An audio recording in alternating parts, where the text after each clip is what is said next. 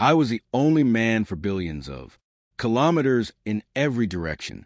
Thousands of women of an alien race surrounded me. How did I end up in this situation?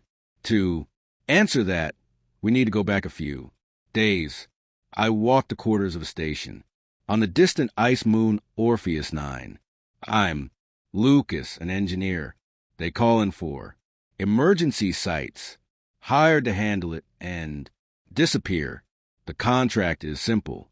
2 weeks then home. The station was listed as an outdated mothball facility, but it ran too well. I followed the inspection, route, logging temperature, pressure, and power, and kept thinking the same thing. The logs looked like someone had recently scrubbed away footprints. A couple of hours later, I was back in the HAB module, started the coffee maker, and skimmed the documentation. Buried between the dull items was an appendix with no explanation. The cryo section. Archive block. I didn't like either word. The cryo corridor was wider and colder than the rest of the station. The quiet felt thicker, and my steps came out softer, as if the metal itself didn't want to be remembered. Capsules stood in rows that faded into the half. Dark, and the dates on their markings looked ancient. It felt like a cemetery without death. And death, oddly enough, is more honest. One capsule had an indicator-lit test unit. Through the frosted glass, I could make out a female, humanoid silhouette. By protocol, it was clear the system allowed a test all, which meant I was supposed to do it humanly. I didn't want to press the button, not out of fear, out of a dislike for surprises that looked too much like people. The system asked for confirmation in a voice as dry as paper. I confirmed. The glass cleared. The fluid shivered. The dome opened slowly, like it was afraid to wake something that had slept too long. She inhaled, sharp, hungry, and opened her eyes at once. The look wasn't panic. It was focused, intelligent, like she instantly understood. I was alone here. You are warm, she rasped. Is that a compliment or a medical observation? Her lips twitched, almost a smile. Haven't decided yet.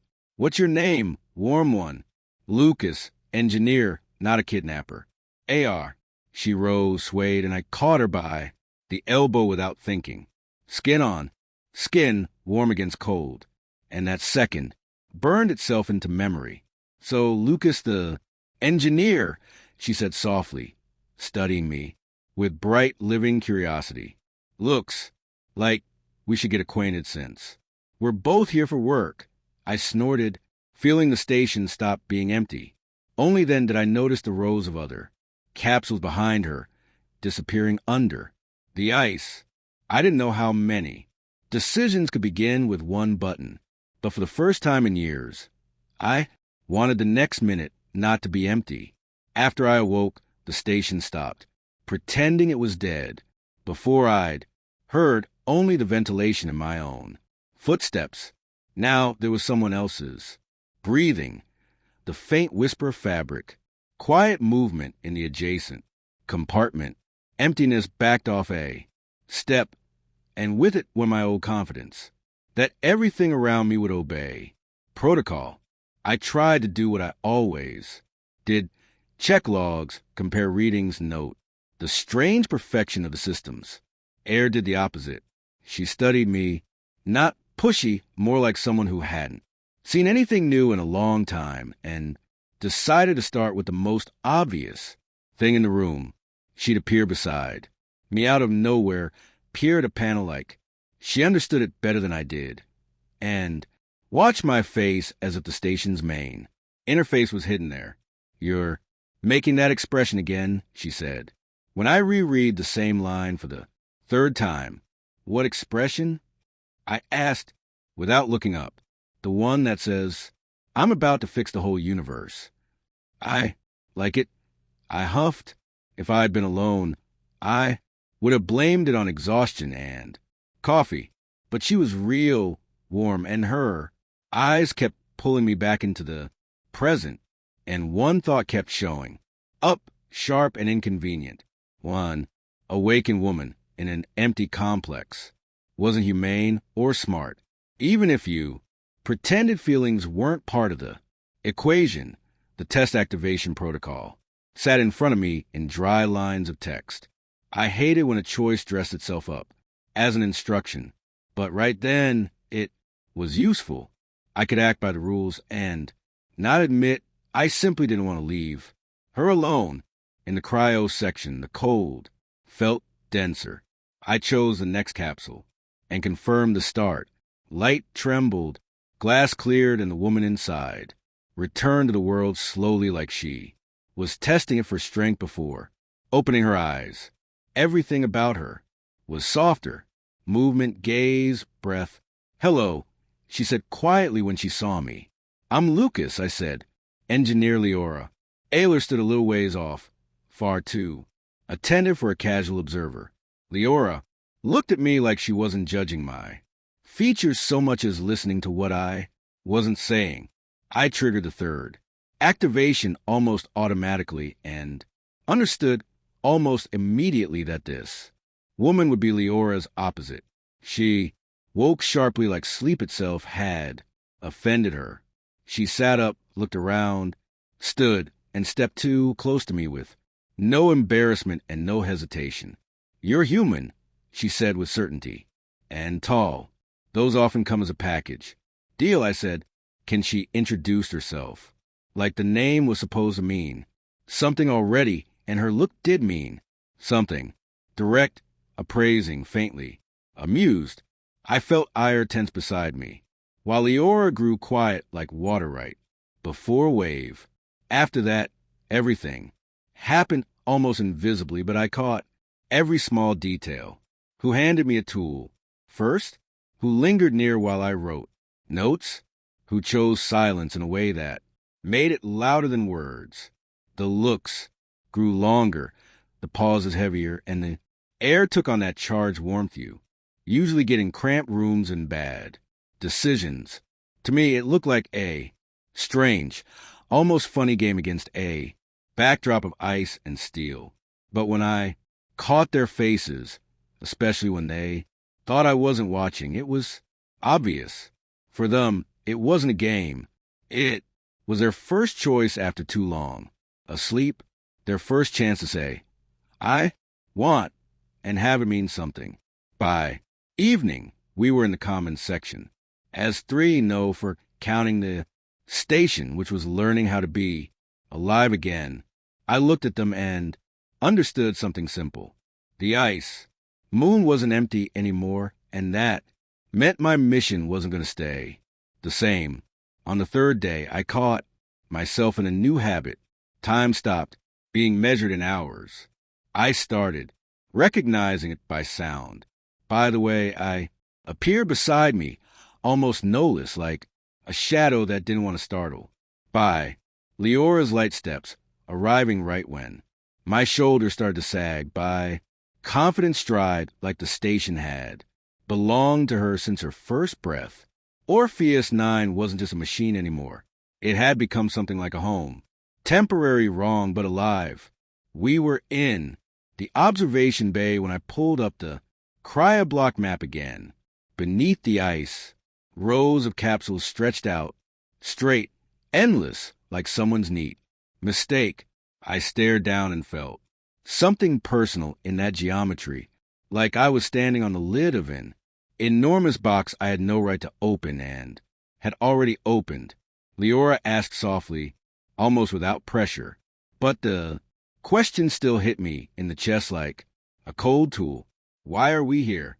I could have answered in protocol language, invented a dry explanation, but the words wouldn't come. Too many coincidences on this station look deliberate. I opened the archive. The hologram flared, and the familiar lightness in the air vanished. Imperial markings, dry wording, long lines where a living person was reduced to a storage unit. The farther I scrolled, the clearer it got. This silence had been engineered, measured, and financed as carefully as any military project.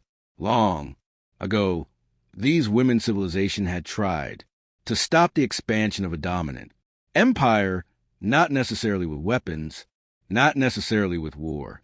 They simply stood in the way, said no to a power that wasn't used to hearing it, and for that, they weren't destroyed. Destruction is too fast, too honest, too loud. Instead, they were put away. The word preservation sounded almost domestic until I read the next line. Convert into a living warning. Not a monument, not a memorial, a warning for other worlds, for anyone who might someday think to try what they tried. Thousands of women were placed into cryosleep, not dead and not alive, suspended in between, locked away for centuries at the right temperature and the right silence, stripped of a future and the right to choose. I read those lines and the truth landed like weight. This wasn't an archive block. It was a prison where you couldn't hear the prisoners. I looked at them one by one, like I needed to verify reality. Laura stood perfectly still, eyes closed, her lips trembling slightly the way they do when someone tries to hold memory in place so it won't tear them open from the inside. Scion curled her fingers until her knuckles went white. Her anger wasn't loud. It was dense, dangerously quiet. Ayler stopped smiling. Her face turned stern and adult, and there was more pain in that composure than in tears. And then guilt hit me, not for waking them, but for waking only them. 3.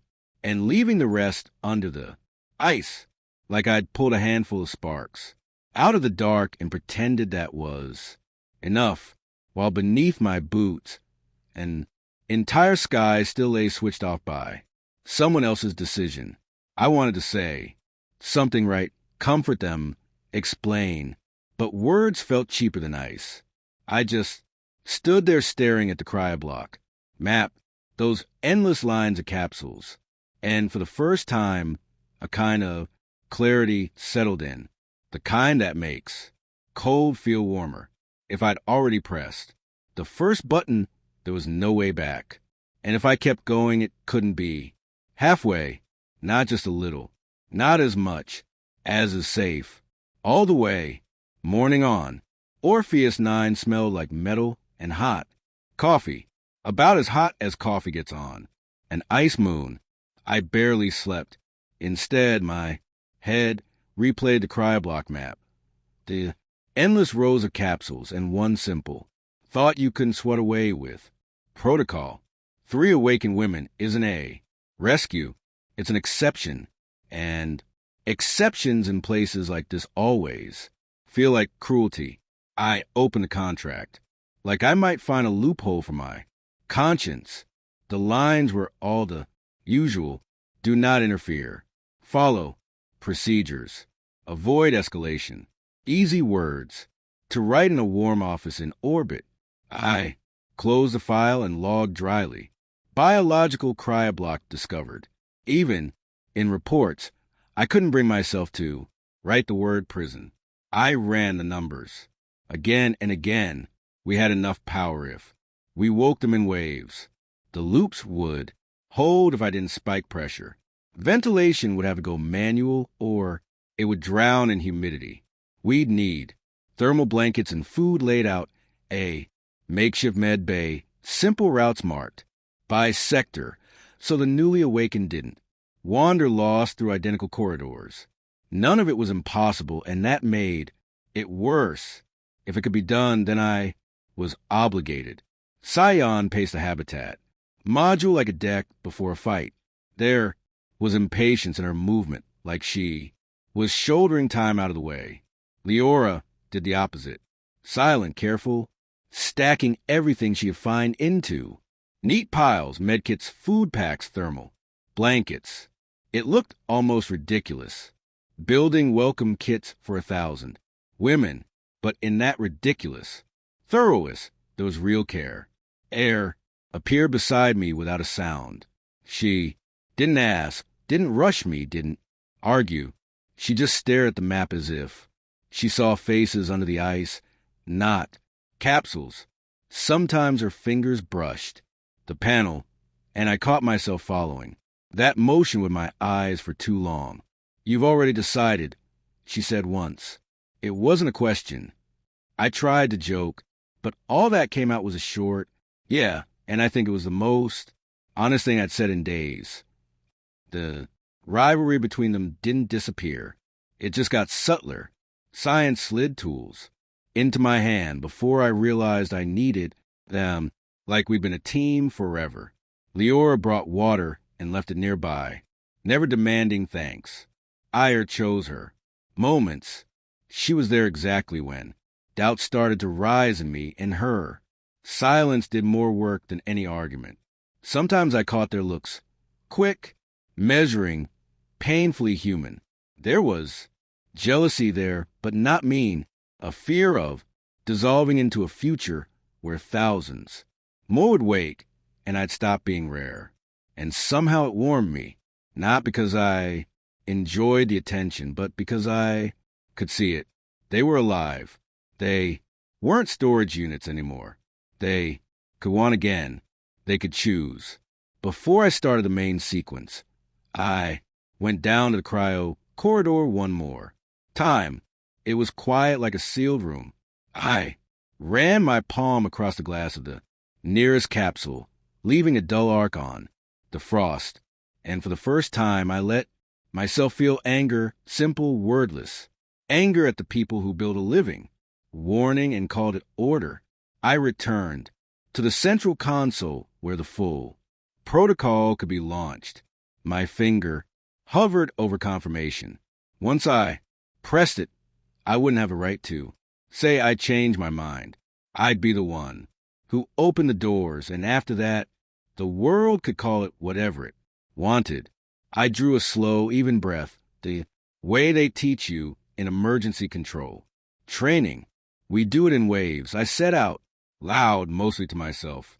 No panic, no heroics. Behind me, Scion gave a quiet, amused sound. Leora exhaled softly. Ire touched my elbow briefly, like a period. At the end of the sentence, I hit confirm. Deep under the ice, the loops began to hum, and the first chain of new points lit up on the map. Orpheus 9 began to wake, not for protocol anymore, but for life. The first points appeared almost quietly, like sparks under ice. Only someone watching closely would notice. Then the other quiet arrived. Wet living, human, ventilation breath heavier. Vapor hung in the quarters. Filters complained at the limit. The station, used to sterility, began to smell for the first time in centuries. Not like metal, but like bodies. The noise grew. Pumps, footsteps coughing, quick gulps of air. I caught myself feeling something like gratitude. If a place makes noise, it's alive. I stood at the central console and barely remembered to blink. Wave after wave. First dozens, then hundreds. Each capsule opened differently. Some with a soft hiss, some with a sharp snap. Like the metal was tired of waiting. Some woke in silence and just sat there, listening to the world. Some choked on their first breath and couldn't stop, coughing. Some cried before they even realized they were crying. I watched faces that hadn't yet settled into expressions and understood. 1,000 isn't a number. It's thousands of stories returned to breathing. Lure, and I set up a med station right in the passageway. Thermal blankets, water, simple gesture-based instructions, light, markers on the floor, so no one got lost in identical corridors. Leora worked like she'd always known how. Quieter than necessary, more precise than seems possible. Ken took over the flow-through, the sectors. She split groups, paused at narrow turns, lined women up in a chain. So each one saw a living person ahead of her, not a wall. She had a lot of strength, but now she spent it on order, not performance. Ayler moved among the awakened and pulled them into the present with nothing but her presence, staying beside those who stared at walls like illusions and were afraid to blink, taking a hand until breathing steadied, simply standing there until emptiness left a person's eyes. Sometimes the women looked at me like I was supposed to say something. I couldn't find the words. At this scale, words turned into slogans too fast. And I didn't want to become a slogan. I could only do watch, pressure, hold the heat loop, manage the wake schedule so the station didn't choke on its own success. But the stares multiplied. They clung to me with gratitude and expectation. And for the first time, I understood what it meant to be a symbol, not by order, but by someone else's need. Earlier, their attention had felt like a game, light, competition. Now it was heavy, like duty, and I wanted to hide behind a panel where things are honest and measurable. A few faces stuck with me, not because I wanted them to, but because memory chooses for you. One woman who looked barely grown stepped out and couldn't take a step for a long time. She touched the floor with her fingertips like she was afraid it would dissolve. Another laughed when she saw the stars through the viewport, and two more joined her, not out of joy, but out of relief that they could make a sound and not be shut down for it. A third, older than the others, kept a palm on her chest, counting heartbeats, whispering something like a prayer. When she finally looked up at me, there was no request in her eyes, only an effort to believe the sleep was over. The rivalry didn't vanish. It just grew up. Leora stopped hunting for my attention and took her place beside her people. Science stopped testing boundaries and held the line so no one got lost. And still, I noticed how they track where I stood, who I turned toward, whose voice I lingered on. But it wasn't competition anymore. It was fear of dissolving into the many once freedom, finally belonged to everyone. And that fear was more honest than any jealousy. By the end of the third wave, my hands were shaking. I sat on the floor against the wall, not trying to look strong, and for the first time let myself just exhale. Ayler lowered herself beside me. No questions, no speeches, no demand for heroics. Her shoulder was close, and that closeness was enough to pull myself together. You're holding on honestly, she said quietly. I nodded. Honesty was the only thing I had left. When the last hundreds of points lit up on the map, I understood. The prison couldn't pretend to be an archive anymore. There was too much breathing here, too many voices, too much future. And inside that future, the clearest thing I felt was this. Next to Ire, I was calm. Not because she promised anything, because she simply stayed. The final wave ended without fanfare, just a color change on an indicator. One cryo module went dark, then another, and the map that had pulsed like a heart monitor smoothed out into an even field of green marks. I stood at the console and couldn't move. At first, not because I was tired. Tired had become background noise simply, because for the first time in days, I didn't have to press next. It was as if the station offered a pause and let me hear my own breathing. The quiet in the complex became something else. Before it had been dead and sterile, like a freezer.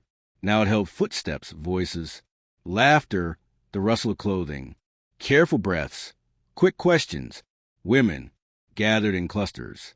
Some held hands. Some searched for familiar faces. Some sat on the floor, getting used to the fact that time was flowing again, and you couldn't hide from it. I caught fragments of their speech and understood. They talked about the future, like it had always been right there, just behind a closed door. And yet, the strongest thing was what didn't happen. No one demanded I stay. No one tried to. turned freedom into a deal. Gratitude came, in small, quick pieces. A look, a nod, a light touch on my hand. No pomp and no chains. It made it hard to keep my face steady. You can't answer that kind of gratitude by protocol. The shuttle's in. The docks were prepped quickly and, almost calmly, Leora quietly kept order, standing exactly where she needed to, her steady confidence straightening. Shoulders around her was motion itself, tightening harnesses, handing out blankets, catching those who started to panic, and bringing them back into their bodies with one firm gesture. I helped out a habit, ran diagnostics, checked locks, verified fuel, machines. Don't forgive sentiment, and that was a relief. Numbers make it easier not to fall apart. Sometimes it felt like they whispered my name more often than necessary, like they were checking whether the man who pressed that button really existed. Cyan walked past and brushed my wrist with hers like stamping. One of us, then moved on without looking back. Leora paused for a second, adjusted a blanket on one woman's shoulders, and looked at me so calmly I felt ashamed of my doubts. No scenes, no drama, just work that suddenly become the beginning of life for everyone. When the first shuttle started to leave, I stepped into the observation bay. The panoramic display showed the darkness of space and the bright rim of ice slowly separating under heat flows. In the distance, the lights of departing craft flickered, and each fading light meant another piece of the past released. Beautiful, calm, almost unreal after everything we pulled out of eternity. I could have left with them. That would have been right for a contractor, following a contract. But the thought of going back to my old life suddenly felt like another kind of sleep, just more comfortable. I didn't hear footsteps. It just got warmer beside me, like someone had slid a small sun up against my shoulder. Eliair stepped in next to me, in silence, without questions. There was more understanding in that silence than in any conversation. She looked where I looked, and I didn't have to explain my doubts. She saw them as clearly as the ice lines on the screen. Next to her, I didn't want to justify myself. I wanted to be honest. In the docks, the noise, thin like a wave pulling back into darkness, I returned to the last airlock and saw that Ire wasn't in line. She wasn't fussing, wasn't looking around, like she'd already made her choice and was waiting for me to catch up to it. With words, "Your shuttle," I started and heard how formal it sounded. She smiled, calmly, without play, without a trace of rivalry. "You gave us a future, and I'm choosing mine. Beside you, it took me a second to accept the simplicity of that sentence. No vows, no debts, just a choice. The same kind of choice I'd given all of them. And the first one, that came back to me not as responsibility, but as freedom. I didn't answer with words. I stepped closer, and that was enough. When the last shuttle disappeared into the dark, the station grew quieter but not empty. We stood at the screen and watched the stars not as an escape route, but as open space ahead. And I understood the story of 1,000 freed women ended not in legend and not in reward, but in freedom finally becoming mutual.